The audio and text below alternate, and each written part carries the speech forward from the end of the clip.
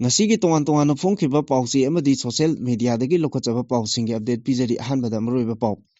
Nemcha Kipgen bu Deputy Chief Minister oina wasak lokhiba adubu yaningdaba phongdoktuna New Delhi amadi Churachandpur da kuki singna ngarang ahing athengba phawba irang hokre security force ka mungnabada asok apan kaya yaukre Kangpokpi district ki manung chanba Maktop Hills area da kuki masel nomai kapnakhre Manipur Pradesh Congress Committee gi nauna thau pugadaba sing khankhre Deputy CM Nemcha Kipgen gi effigy mai thakre kuki jo area da total shutdown lokthokre Deputy CM Nemcha Kipgen hatbada lupa lakun MLA LM Khokte amasung Ngursanu hatbada lupa lak tara pigani lakthorakpadagi security gi section torang kankhatkhre Governor na taranitoi suba Manipur Legislative Assembly mifam hawdokre kuki MLA amata yawkhidre IDP sing mayum da hanjilhanaba honabana lengak asigi ahanba khongthang oigani haina nauna CM oikraba Waikem Channa phongtokre Thadou Singi Saktam Manipur gi territorial integrity ngaknanaba Thadou Inpina Nemcha Kipgen gi pukning singsinkre Working Committee UNC ga taunakhiba proceedings finding amadi declaration lauthokre Popular government lakpadagi security na high kennel kahandre haina thomana phongdorakli Anoba lengak asida maitai pangal amabu minister pidrabadi BJP gi mayokta election campaign chataragani haina MMWO na laukthokre Maitai alliance na wafam manga thabakta onthoknaba thamlakli tha ahumgi manungda compliance report pikalaknaba commission na khangalakre nupi ani yauna miyoi maridagi kani kg humpu phagatpa ngamkre Adomna hojik yengbeliba channel asi kanglei pauthang YouTube channel ni channel asida iramdam amadi mapalamgi maru oiba pawsingi update taba amadi yengba phangbigani channel asina paw upload tawrakpa matamda adom-adomgi device ta notification uba phangbinaba amadi channel asibu pungning thogatbiba oina sungsoi soidana subscribe tawbiduna bell icon nambiu haijabaga loinana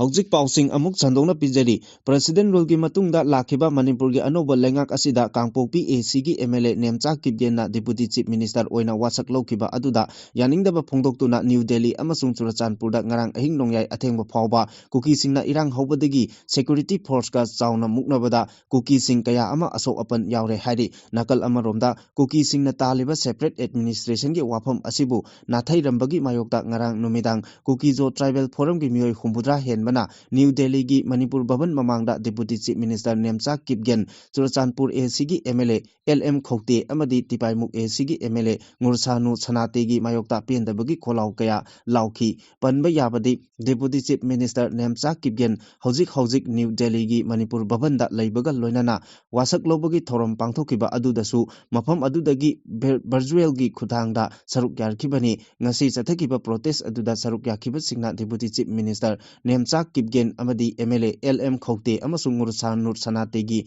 photo sing mai thaki loinana makhoi sing adugi photo da trader amasung you have got blood on your hand haibana singba wahi kya sing sijinaduna protest tawki khongjang aduda saruk yakhiba singna we want separate administration we oppose the popular government Nemcha ayot justice in Amadi we want Nemcha to step down haiba akanba kholau kaya su lauki mafam aduda pamdaba thodok sing thoktanaba Manipur Bhavan gi security personnel singna akanba mongda ngaksenbagi khongjang thabak sing laukhatki nakal amaromda Manipur gi anoba lengak asida Nemcha Kipgen na Deputy Chief Minister oina wasak loba aduda yaningdaba phongdoktuna Churachandpur district ki Tuibong bazar da ngarang ahing athengba phawba Mafam adugi nupi singna irang horakraba matungda nupa kaya ama yauksilakuna chauna nakalani gi marakta security force amadi kuki singi marakta chauna mungnaba thokre haidi Kangpokpi district ke manung chanba Maktop Hill Range area da ngarang ayuk nan su group ama oiriba UKNA amasung su group ama oiriba KNFC ani gi marakta akan mamongda khut thongnakhre haina press na phangba pauna haidi Pawasina makatana hai khut thongnabagi thodok adu ngarang ayuk pung tara khara helakpa aduwaida thokibani Maktop Hill asi Kangpokpi district ki cycle police station na konba area ni khut thongnabagi paw adu hek phangbaga henba central forcing mafam adu da changsinki central forcing changkraba matungdagi nakal anina khut thongnabagi thodok adu makatana thoklakhidre haidi adubu mafam adu da henba security sing hojiksu section torang hena kankhat hankre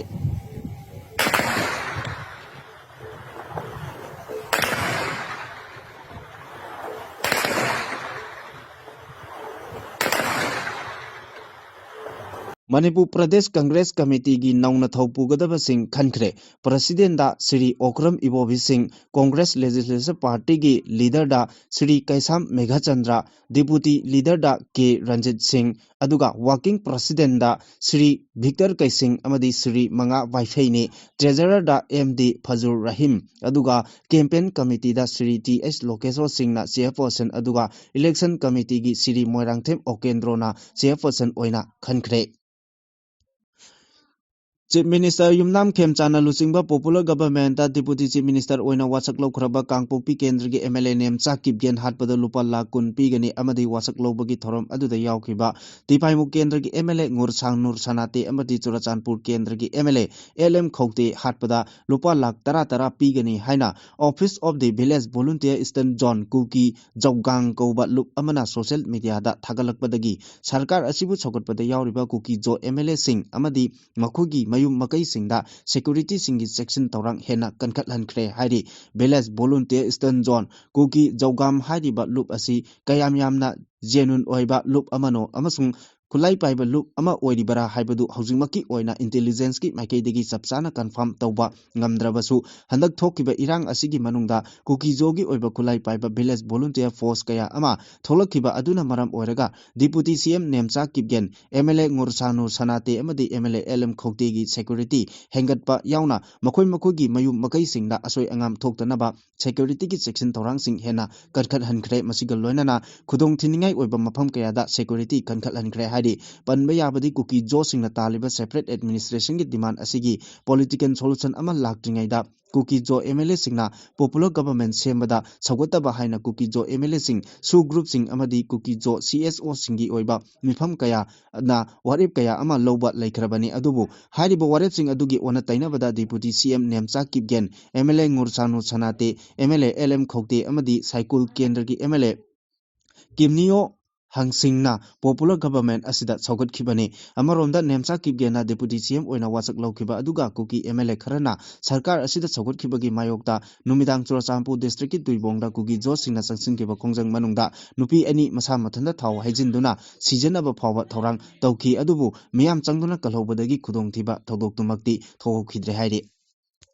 Taranithui Suba Manipur Legislative Assembly ki Taret Suba Session ki Manipur ki Governor Ajay Kumar Bhalana Haldokre adumakpu pangthokiba Assembly mifam aduda Kuki Jogi MLA amata saruk yakhidre ngarang nungthil pung mari taba matamda Manipur Legislative Assembly ki Speaker Thoksom Setia Bradana Chair lawduna Haldokiba Assembly Session aduda Governor na state asida President role leiringai manungda chahi ama rongi matam asida tongan ba department state amasung center ki scheme singi makhada paikhatkiba achievement singi matangda mahaki address Thamki Pangthokiba Assembly Session aduda Chief Minister Y Khemchandgi lengak asina seat arrangement ki matangda ahongba kaya ama ukhi anoba Chief Minister oiraba Y Khemchandga thangnana phangwadaba Deputy CM oina wasak lawkhraba Nemcha Kipgen gi phampham hangduna laikhi mathang sitana Govindas Konthojam amasung Maugi MLA su oiriba Deputy CM Losi Dikhoga phaminaki mamangi rodana Minister oina wasakhiba Wangoi Kendragi Khuraijam Lokenna hanagi Chief Minister N Birenga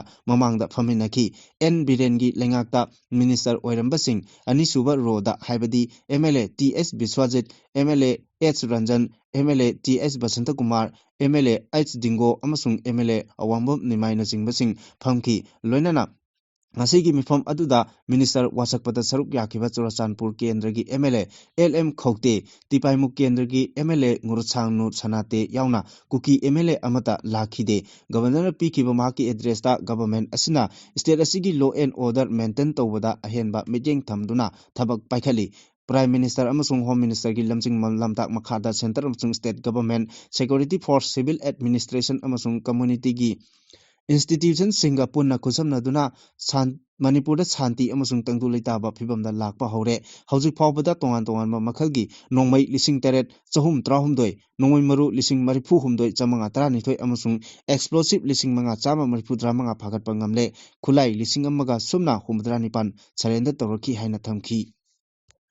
Ching tam nakal animakta leiriba IDP sing yumda hanjan hanba yahanduna tangdu leitana lehna bahona bana CM gi ahanba khongtang oigani haina Manipur gi Chief Minister oina wasak lokraba yumnam khemchana phongdokre Chief Minister oina wasak lokraba matungda lebaki yaifana bagi damakta ayuk anganbada Govindaji khurumba lakbada wafam asi CM masamakna phongdokhibane Manipur da kumja lising ani kulumdoi me ahumdagi tholakhiba tangdu leitadaba asina maram oiraga kumja lising ani kunmanga gi February thadagi state asida president rule thamduna lakhi amadi miyamna anoba lengak amagi asa tawduna lakibane wasak lawkhiba lengak asigi matam asi chahi ama phadrabana leiriba problem sing asigi solution puraknaba honabada awaba amadi oigadawri national highway singda ningtamna chathok chasin yadriba IDP sing yumda hanjanba yadana leiriba law and order gi leiriba problem sing asigi solution puraknaba honabada peace oiba environment ama lehenba mathok tai haina mahakna phongdokhi kumja lising ani kulhumdoi gi irang aduna maram oiraga lamdam asida miyoi lising humpu hena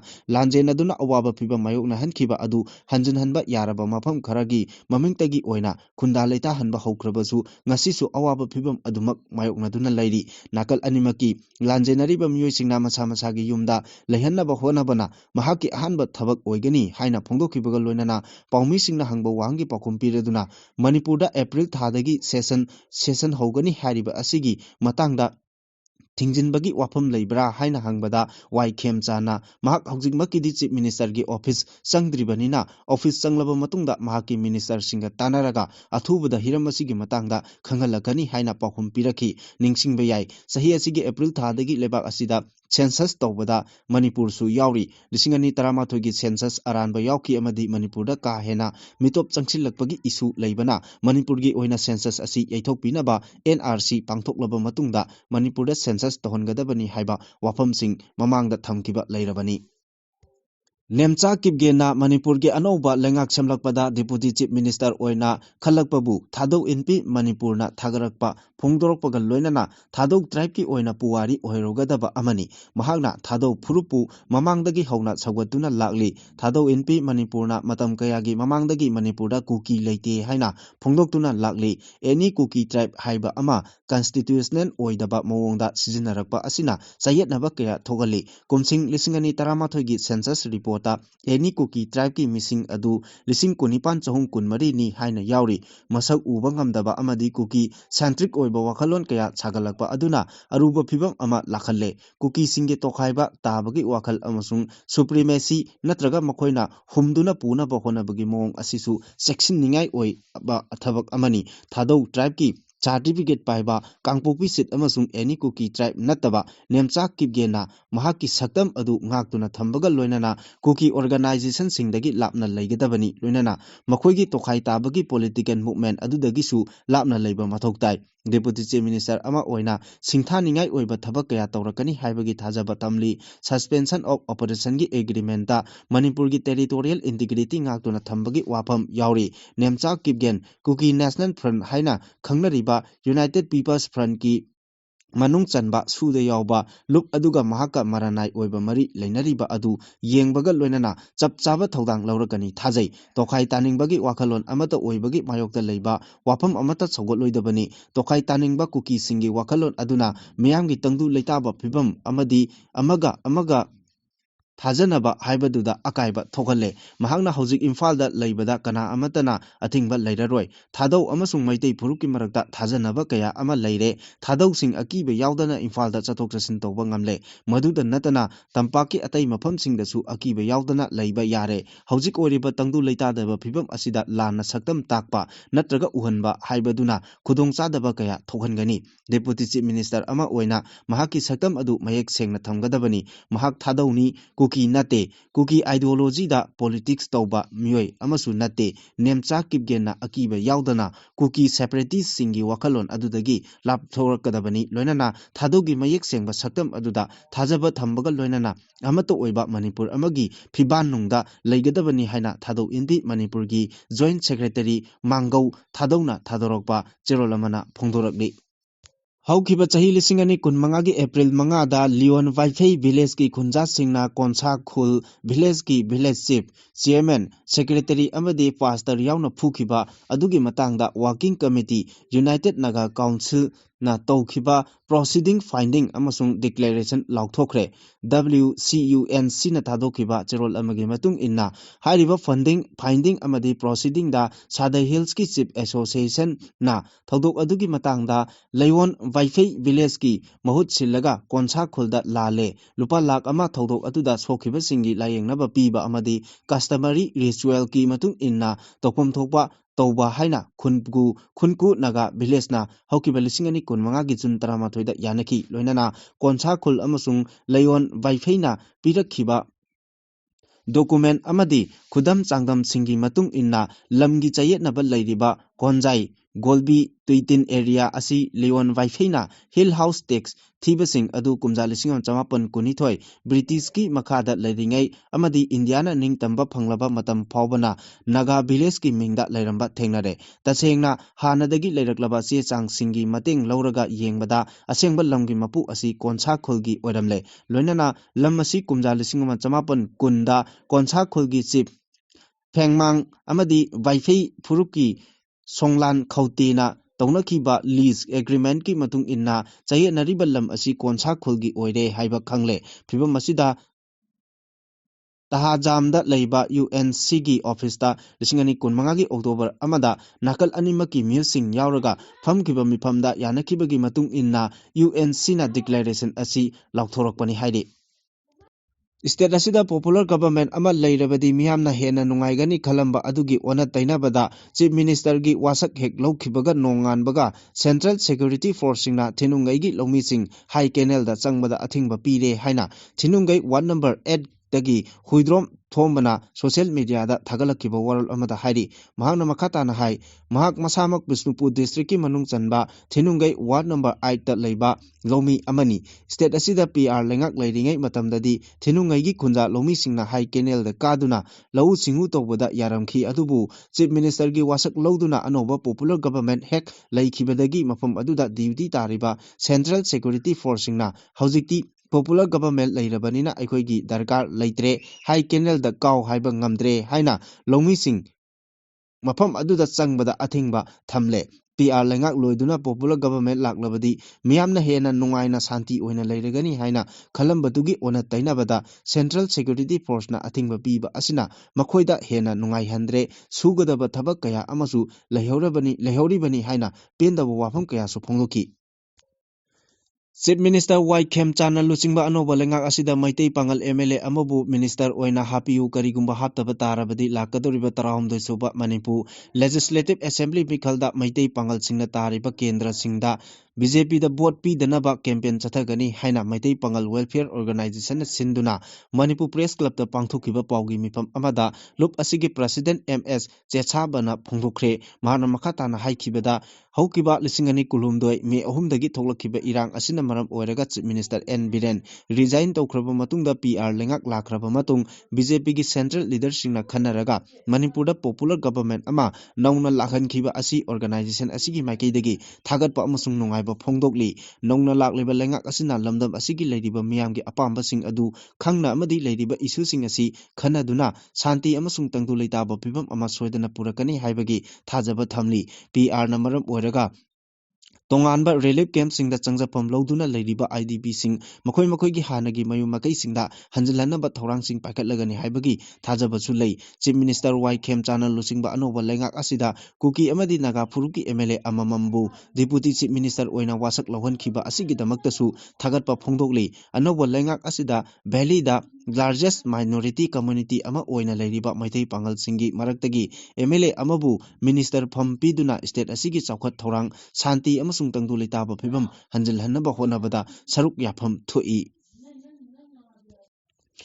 Manipur ge anoba lengak asina Indian Constitution amasung lebak asida chanariba logi makhada tungan bo wafam manga thabak da ontoknaba Maitei Alliance da lengak ki mapamda thamlagri hiramasi matangda Maitei Alliance ki media coordinator na thadorakpa chirol amana Chief Minister oina wasak laukraba Yumnam Khemchan Deputy Chief Minister Nemcha Kipgen amasung Losi Dikho Cabinet Minister Govindas Konthongzam amasung Horizon Loken bu thagatpa phongdokre nongna semlaba lengak asina Indian Constitution amasung lebak asida chanariba logi makhada tungan bo wafam manga thabak da ontoknaba su ꯆꯦꯔꯣꯜ ꯑꯁꯤꯅ ꯂꯩꯉꯥꯛꯀꯤ ꯃꯐꯝꯗ ꯊꯝꯂꯤ ꯋꯥꯐꯝꯁꯤꯡ ꯑꯗꯨꯗꯤ ꯆꯌꯦꯠꯅꯕꯅ ꯊꯜꯂꯕ suspension of ꯑꯣꯄꯔꯦꯁꯟꯒꯤ agreement ꯍꯟꯗꯣꯛꯀꯗꯕꯅꯤ NRC ꯅꯠꯇ꯭ꯔꯒ ꯂꯣꯅ ꯌꯥꯕ ꯀꯥꯡꯂꯣꯟ ꯑꯃꯒꯤ ꯃꯈꯥꯗ ꯏꯜꯂꯤꯒꯦꯜ ꯏꯃꯤꯒ꯭ꯔꯦꯟꯠꯁꯤꯡ ꯈꯟꯗꯣꯛꯀꯗꯕꯅꯤ ꯁꯦꯗ꯭ꯌꯨꯜ ꯇ꯭ꯔꯥꯏꯕꯦꯜꯁꯤꯡ ꯂꯤꯁꯇꯒꯤ ꯑꯦꯅꯤ ꯀꯨꯀꯤ ꯇ꯭ꯔꯥꯏꯕ ꯂꯧꯊꯣꯛꯀꯗꯕꯅꯤ ꯀꯥꯡꯂꯨꯞ ꯐꯨꯔꯨꯞ ꯅꯥꯏꯗꯕ ꯄꯣꯂꯤꯇꯤꯛꯁꯇ ꯊꯋꯥꯏ ꯍꯥꯞꯂꯤꯕ ꯅꯥꯔꯀꯣ ꯏꯀꯣꯅꯣꯃꯤꯒꯤ ꯌꯥꯡꯂꯦꯟ ꯁꯔꯨ ꯑꯣꯏꯔꯤꯕ ꯄꯣꯄꯤ ꯊꯥꯕ ꯑꯃꯁꯨꯡ ꯃꯌꯥꯏ ꯀꯥꯕ ꯅꯤꯁꯥꯒꯤ ꯅꯦꯠꯋꯥꯔꯛ ꯈꯨꯗꯤꯡꯃꯛ ꯃꯔꯨ ꯐꯪꯅ ꯃꯨꯠꯊꯠꯀꯗꯕꯅꯤ ꯂꯣꯏꯅꯅ ꯁ꯭ꯇꯦꯠ ꯑꯁꯤꯒꯤ ꯔꯤꯖꯥꯔꯚ ꯑꯃꯁꯨꯡ ꯄ꯭ꯔꯣꯇꯦꯛꯇꯦꯗ ꯐꯣꯔꯦꯁꯇ ꯂꯣꯅ ꯌꯥꯗꯕ ꯃꯑꯣꯡꯗ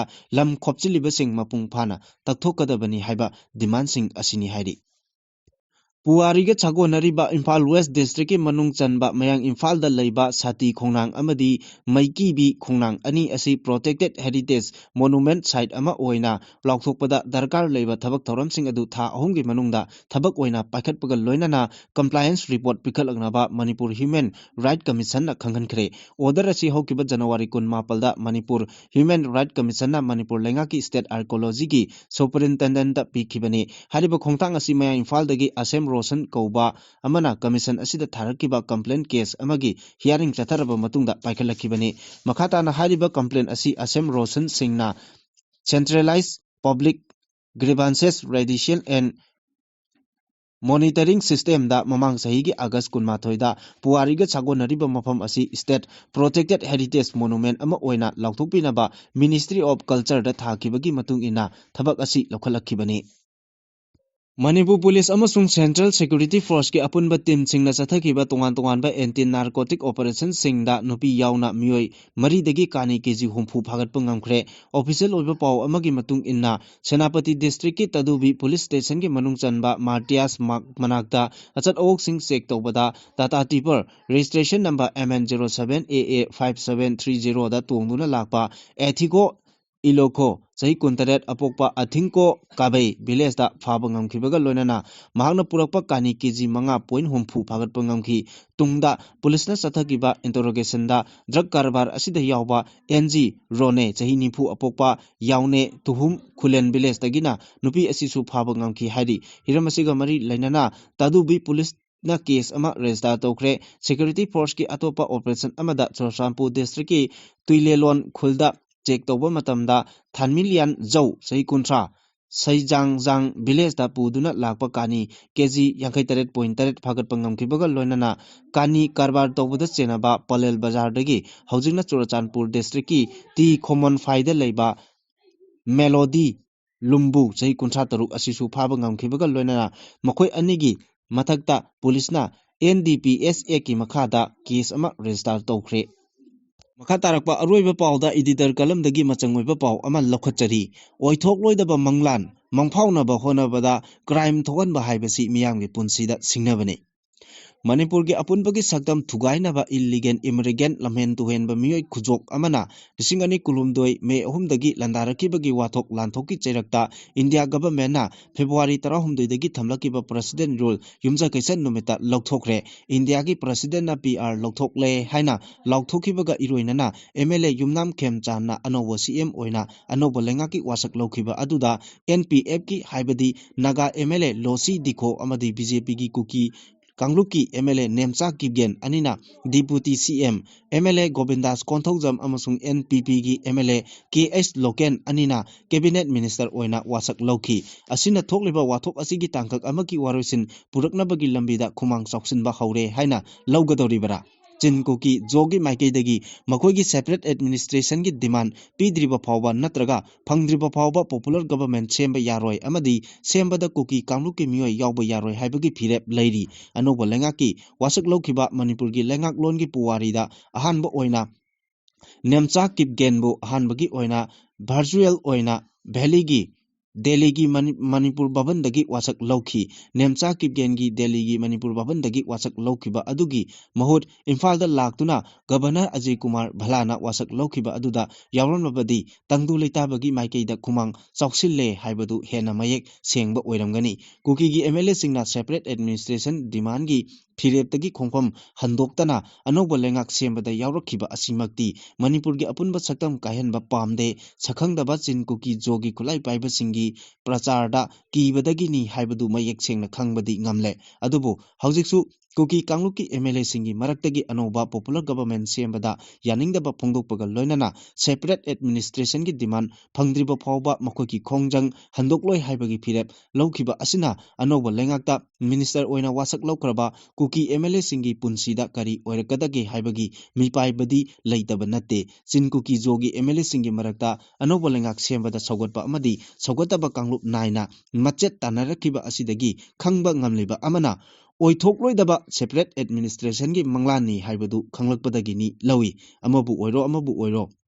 Indian government na Kuki Singi separate administration gi demand sungpi piroi haibagi pirep mangjong nana lauthokuna khanganba laikhrabani separate administration gi wapam lengak asida yaude haina khanganba laikhrabasu karigidamakta chin Kuki jo narco terrorist singna makoi gi demand Pangdriba Phawba Khongpham Handokloi haibagi pirep lauribasi Manipur gi miyam khaktada singnaba nate lebak asigi miyam pumnamakta singnabagi thodok amani makoina isang thongna pirep lobang ngamliba asigi marumda mapal lamgi natraga lebak manungi mapangal leiba khutpu ama leibadagira haibasi singnaningai oi sin Kuki jo Kanglup singi manung chanbani haiba tongan ba Kanglup community singi marakta makoi Kuki nate haina masak taktuna irang sogotliba asidagi nathairakhiba asina Kuki singna separate administration tanba popi thaba drug lalonbagi khongjang singna mayamgi mahusagi punsida ayat apan aki akhang piduna awaba mayok nariba asigi khongphomdagi matam chana handokpana miyam pumnamaki afaba oigani leibaki mayokta leibagi mahut lengaki thausil thorangda saugotpana phurup singi tangdu leitaba purakpada asobo mateng oigani thajai